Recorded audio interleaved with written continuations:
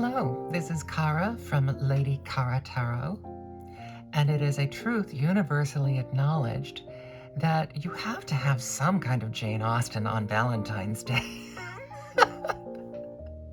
Or not, as the case may be.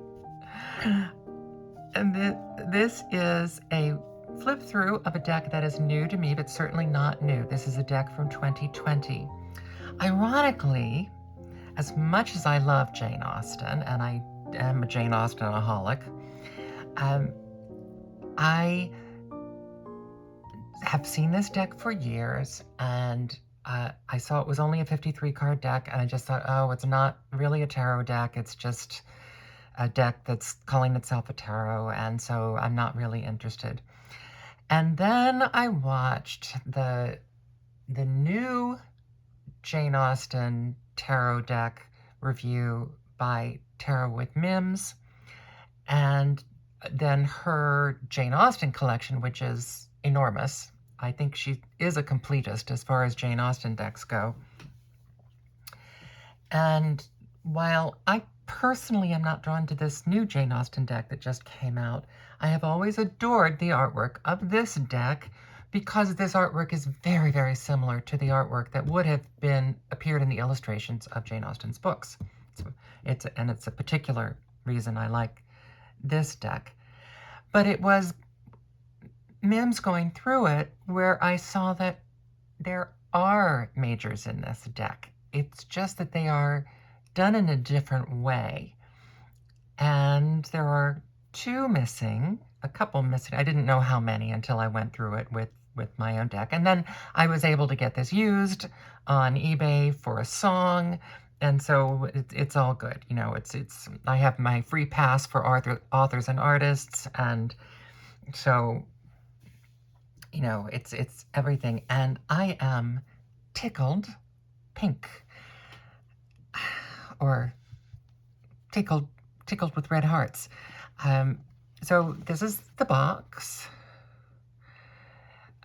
Original price was $18.99. It is a very nice box with a nice secure ribbon.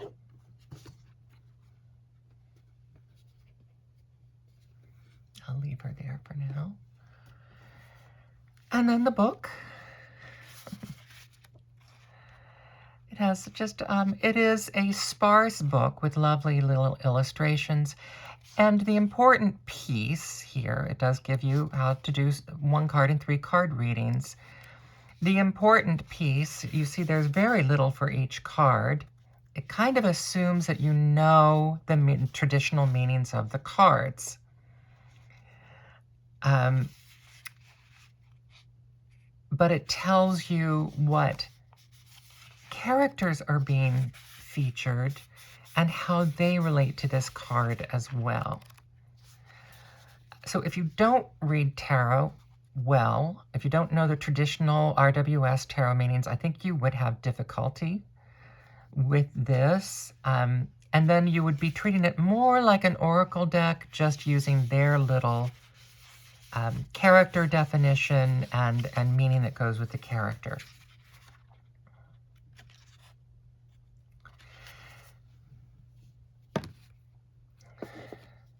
So that's that. Now, I will flip through the cards, but it won't be entirely silent. So there is a Joker.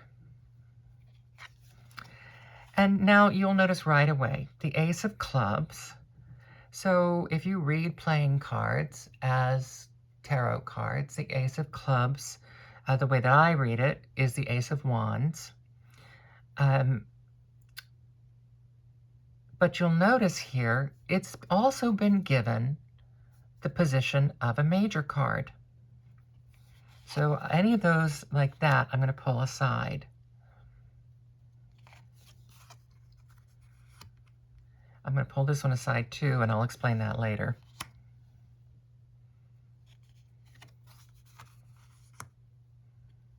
So the 5 of Clubs, the 5 of Wands, is also defined as the devil, more because of who's illustrated here. So one of the things that you'll have to decide if you are going to do a reading with this deck is, are you going to read this as the Five of Wands? Are you going to read it as the Devil? Or are you going to read it as both, as if you've gotten two cards in one? Those are decisions you'll have to make when you're using this deck.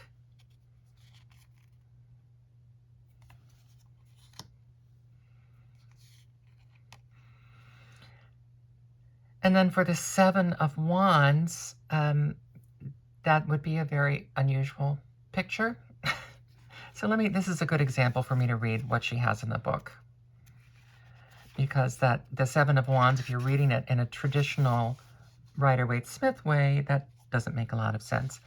This is called challenge. That is the way one would read it in Rider-Waite-Smith. Developing a green thumb requires vigilance. Keep watering your garden. So it's somewhat the same.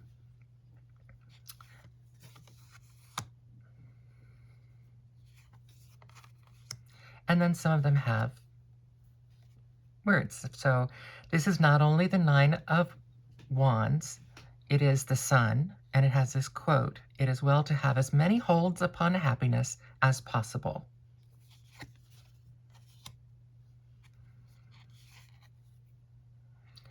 The Ten of Wands as being a burden.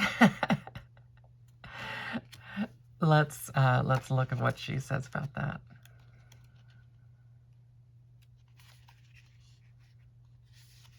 Hard work. She who reads such a large stack of books has worked hard for her knowledge and success. So to me, this is a little bit softer than the traditional meaning of the Ten of Wands if you're using her meanings.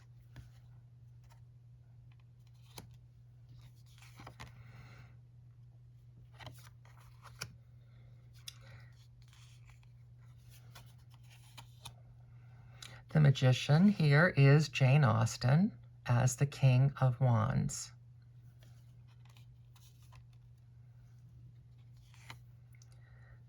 We have quills associated. Oh no, I'm wrong. Scratch that. These are the hearts. Hearts and cups.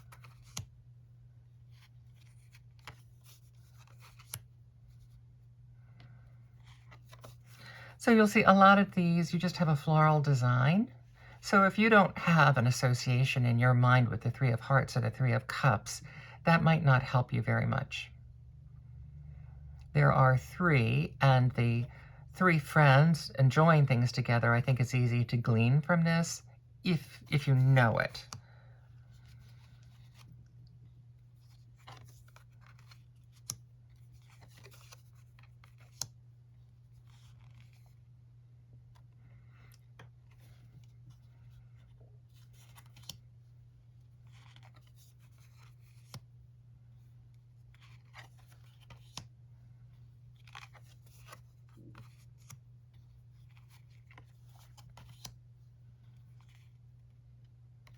I think this is Lydia, and I only know this one because I pulled it.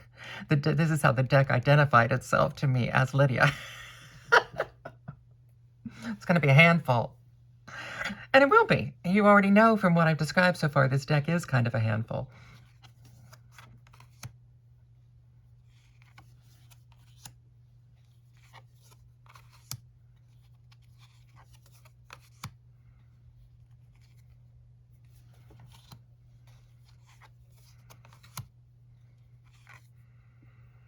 Now, this is death, but this is Jane and Lizzie, and we know that it's not a spoiler because it happens about halfway through. We know Jane didn't die.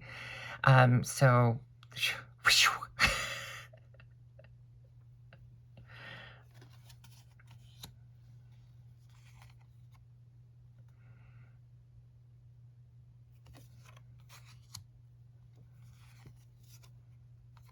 this, I think, is a beautiful representation of the Six of Swords.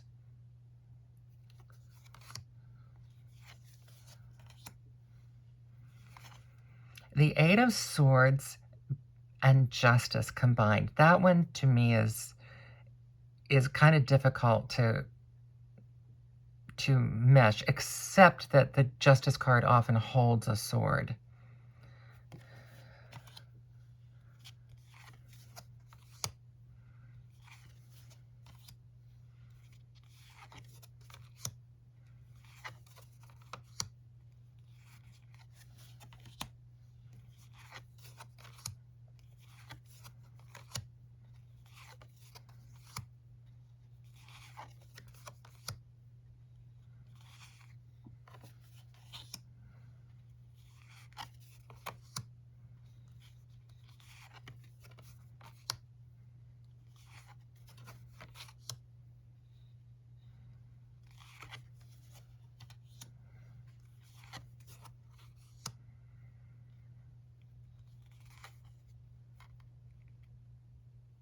Jane Fairfax is the star. So it's not, when you add that to the star, you have not only hope, but you have patience and perseverance and overcoming struggle. You have a lot of things added to that. So there are a lot of layers in this deck.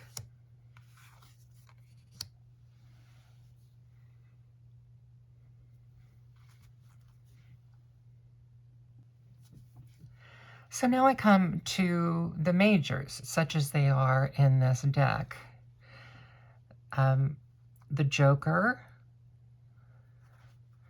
and I'm not going to define all of these through the book, but I will look this one up. This actually doesn't assign a character to it. It just says beginnings. One must sometimes leave the confines of the house and enjoy a walk around the grounds. So we have the Fool, the Magician, that is Jane Austen, the High Priestess, the Empress, the Emperor, the Hierophant, the Lovers, the Chariot, and now Justice is number 8. And the reason I do that, look at these.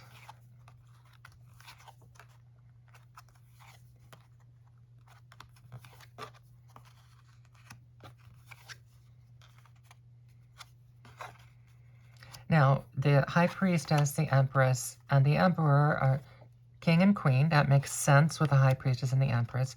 Then we have 5, 6, 7, 8. Justice. 9, the Hermit, and I want to look this one up.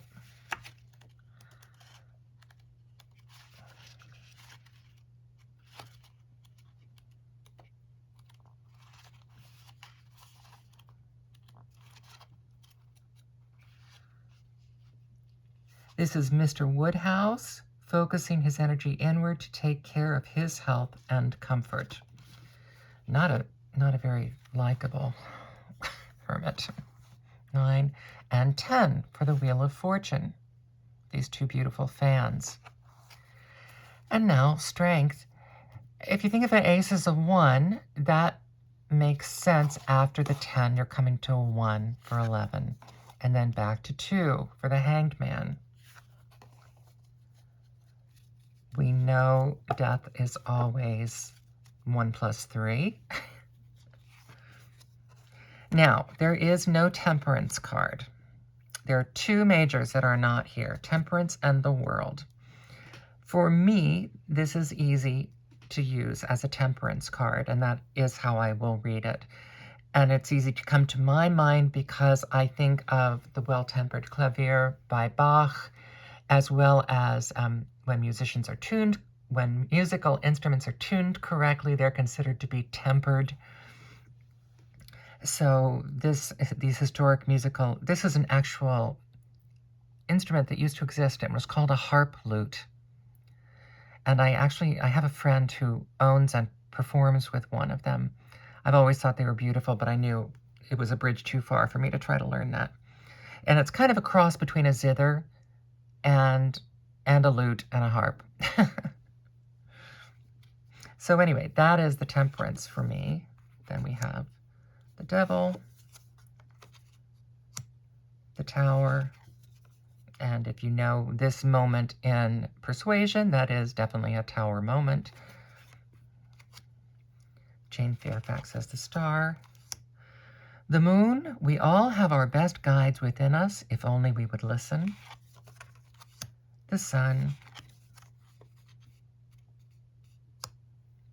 Judgment. And who is Judgment?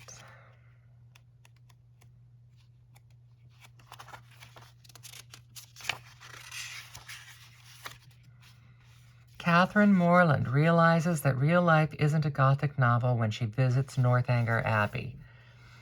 So it is, in this case, that implies then the growth of judgment, realizations about the world. And finally, there is no world card, but to me, to have this as the culmination makes total sense for a Jane Austen deck. And so this, to me, is the card that I will consider to be the world. And if you notice, this one book is called The Wanderer, which, again, ties in with that concept of the world. So this will be, they do not have all the majors included, which I just think is odd. But for me, it's easy to add those two other cards, this and the instrument says Temperance, to have all of the majors. And so, having all the majors, I will do an Arcana Battle. These are Oracle card size, but they are, oh, the backs are lovely. Not reversible. I simply don't care about reversible backs. I don't really get that. Even if I laid the cards out this way, yes, I would know a reversal was coming up, but it wouldn't change my reading. I don't understand why that's an issue for people, but I don't have to understand everything.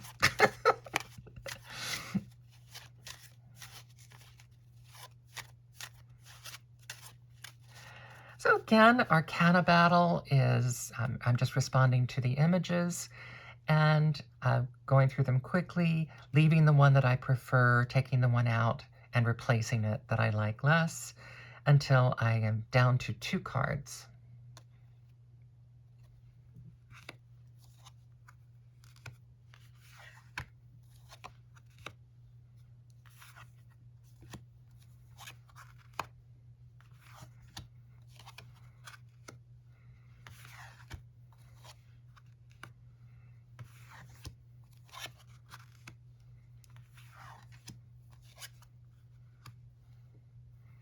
It's going to be hard to beat a steaming pot of tea, let me tell you.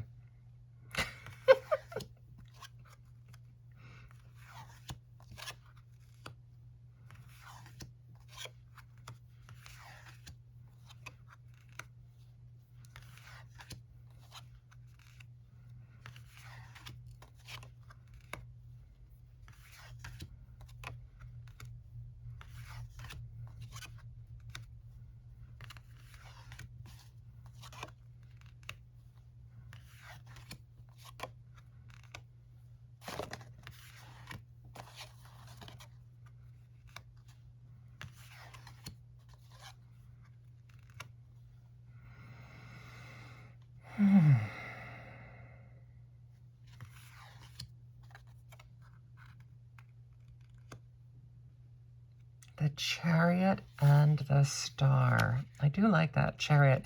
Now again, the thing that I like about this deck and its illustrations is that, to me, it is the deck that is closest to the illustrations of the time period that would have appeared in her books or when her books were mentioned.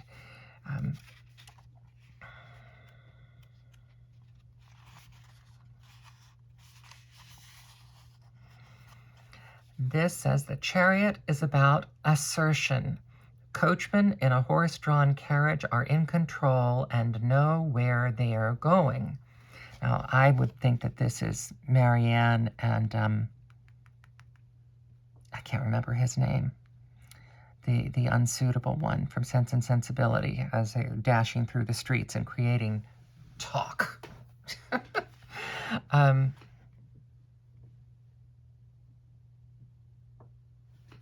This is also, though, the Seven of Swords, and the Seven of Swords is about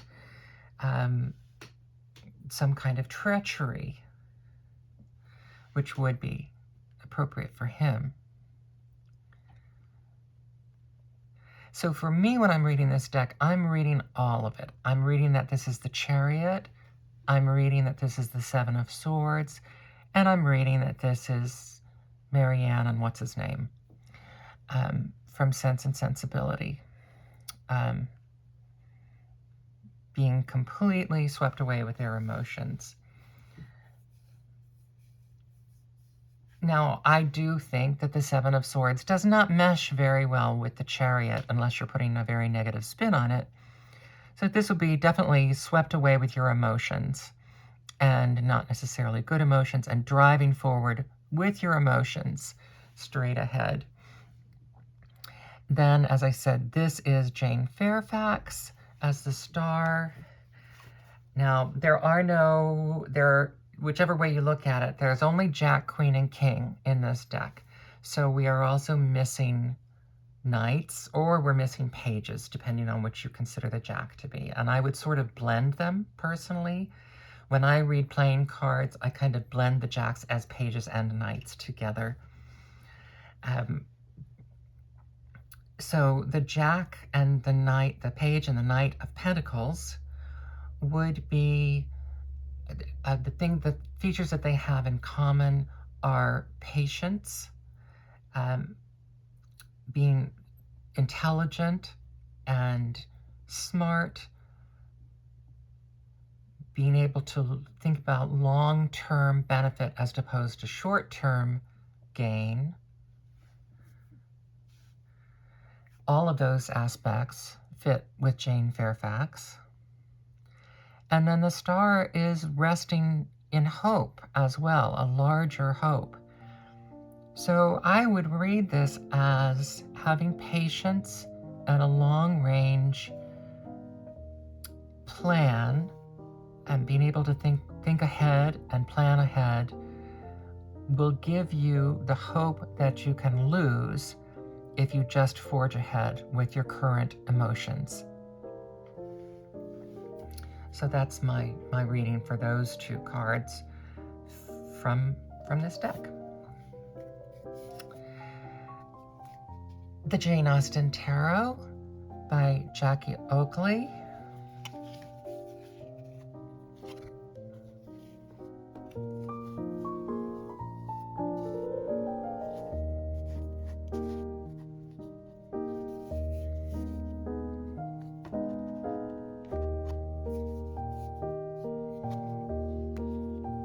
I hope you've enjoyed this flip through.